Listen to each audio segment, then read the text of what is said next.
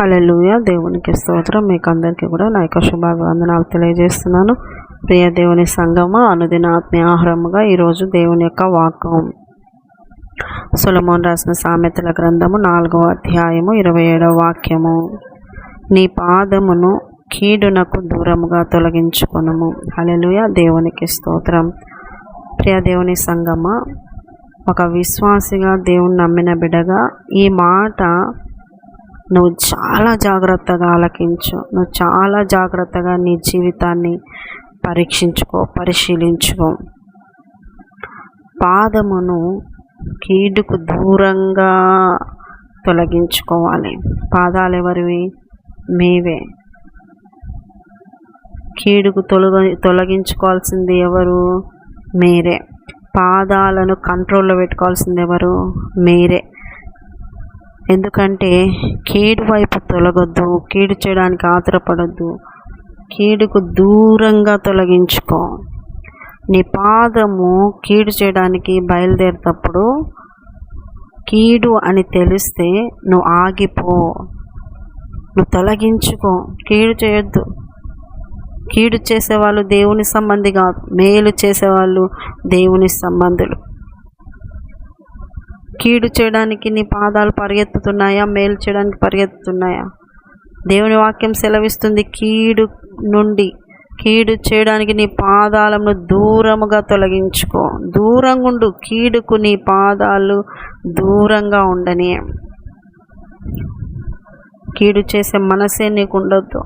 మేలు చేయి. ఎవరికైనా మేలు చేయి. ఏసై బిడ్డలు మేలు చేసే బిడ్డలు. ఏసై బిడ్డలు మేలు కోరుకోవాలి. ఏసై బిడ్డలు మేలుగా ఉండాలి. నువ్వు ఉన్నావు అంటే అక్కడ మేలు జరగాలి. చూడండి, లోకములో ఒక కంపెనీలో పనిచేస్తున్నప్పుడు ఆ కంపెనీ గురించి చాలా గొప్పగా చెప్పుకుంటాడు. ఆ కంపెనీ ఒకవేళ చాలా బాగలేకపోయినా, ప్రోడక్ట్ బాగాలేకపోయినా కూడా తను పని చేస్తున్నందుకు, తను జీతం తీసుకుంటున్నందుకు ఏం చెప్తాడంటే గొప్పగా చెప్తాడు. ఎందుకంటే ఆ కంపెనీకి కీడు చేయకుండా ఆ కంపెనీకి మేలు చేయడానికి సిద్ధపడతాడు. ఈ రోజున చాలామంది ఇలాంటి నమ్మకస్తులుగా ఉండటంలే, కుటుంబాల్లో మేలుగా ఉండటంలే, కుటుంబాల్లో కీడుగా ఉంటున్నారు. కుటుంబాల్లో మేలు కోరుకోవటంలే, కుటుంబాల్లో ఒకరి పట్ల ఒకరు కీడు కోరుకుంటా ఉన్నారు. సంఘంలో కూడా అంతే, మేలు కోరుకోవటంలే. విశ్వాసుల మధ్య మేలు కోరుకోవటంలే, కీడు కోరుకుంటా ఉన్నారు. కీడు. భార్యాభర్తల మధ్య కూడా మేలు కోరుకోవడంలే, కీడు కోరుకుంటా ఉన్నారు. కొంచెం మనసుకు గాయమైతే కీడు కోరుకుంటా ఉన్నారు.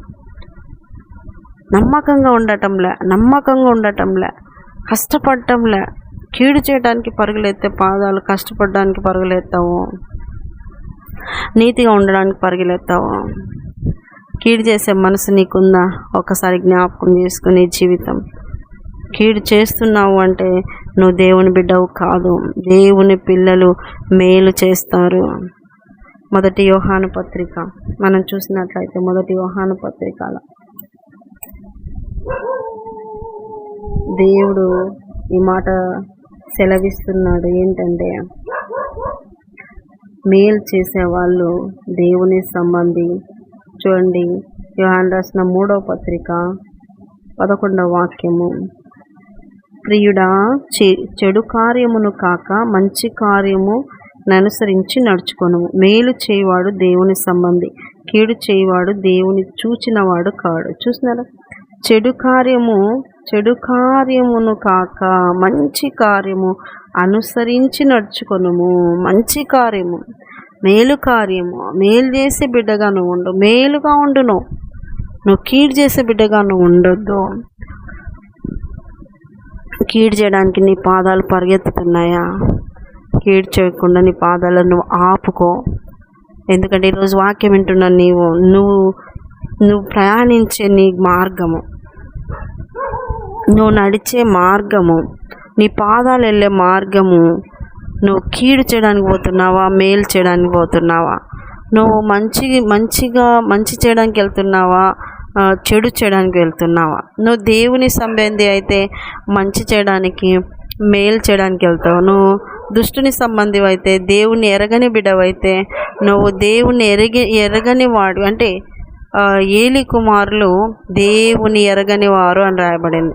మళ్ళీ యాజకుని కుమారులు, వాళ్ళు ప్రధాన యాజకుని కుమారులు అయినా దేవుని ఎరగని వారు అంటే దేవుని మనస్సును అర్థం చేసుకునేవారు. కాబట్టి దేవుణ్ణి ఎరగని వారుగా ఉంటే మీరు కీడు చేస్తారు, మంచి చేయరు. దేవుని మనస్సును ఎరిగిన వాళ్ళు, దేవుని ప్రేమను ఎరిగిన వారు, దేవుని వాక్యంను చూసి చదివేవారు, ఆలకించేవారు, ధ్యానించేవారు, అనుసరించేవారు, వాక్యంను అనుసరించేవారు అంతా కూడా మేలు చేస్తారు, కీడు చెయ్యరు, కీడు తలపెట్టరు. కాబట్టి దేవుని బిడ్డలారా, వాక్యం సెలవిస్తుంది, నీ పాదాలు కీడు వైపు పోతుంటే నువ్వు వాటిని కీడుకు దూరంగా ఉంచుకో. మేలు వైపు నీ పాదాలు వెళ్ళాలి, నీ అడుగులు మేలు చేయడానికి వెళ్ళాలి, నీ అడుగులు మేలుగా ఉండాలి. హల్లెలూయా, దేవునికి స్తోత్రం. కొంతమంది అడుగు పెట్టింటే అక్కడ ఇంకా ఎక్కువైపోయింటుంది కొట్లాట. కొంతమంది అడుగు పెడితే అక్కడ అంతా కూడా నష్టం జరిగిస్తూ ఉంటారు. అలా ఉండొద్దు. నువ్వు అడుగు పెట్టినావు అంటే అక్కడ సమాధానము కావాలా, అక్కడ సంతోషం కావాలా, అక్కడ దేవుని కార్యం కావాలా, అక్కడ దేవుని వాక్యము నాటబడాలా. ఆ విధంగా దేవుని కార్యాలు చేస్తూ, దేవుని కొరకు బ్రతుకుతూ, దేవుడు మేలు చేసినాడు, నువ్వు కూడా మేలు చేసే బిడ్డగా మార్చబడి దేవుని సన్నిధిలో వర్ధిల్లుదురుగాక. ఆమేన్. చిన్న ప్రార్థన చేసుకునేసి, నీకు వందనాలు. విన్న వారిని దీవించండి, ఆశ్రయించండి, ఆరోగ్యాలు ఇచ్చండి. అయ్యా నా తండ్రి, మేలు చేసేవారుగా ఉంచండి, కీడు చేయకనైనా నీ సన్నిధిలో నీ బిడ్డలుగా ప్రతి ఒక్కరికి మేలు చేస్తూ మంచి కోరేటువంటి మనసుతో నింపమని, అక్కడికి సిద్ధపరచమని యేసు పరిశుద్ధ నామములో అడుగుతున్నాం మా తండ్రి. ఆమేన్, ఆమేన్, ఆమేన్. యేసు రక్తమే జయం, సిలువ రక్తమే జయం. ప్రభు యేసు నామానికి సంపూర్ణ విజయం కలుగునుగాక. Amen, amen, amen. Good morning. Praise lord. దేవుడు మళ్ళీ దీవించి ఆశీర్వదించునుగాక. ఆమేన్.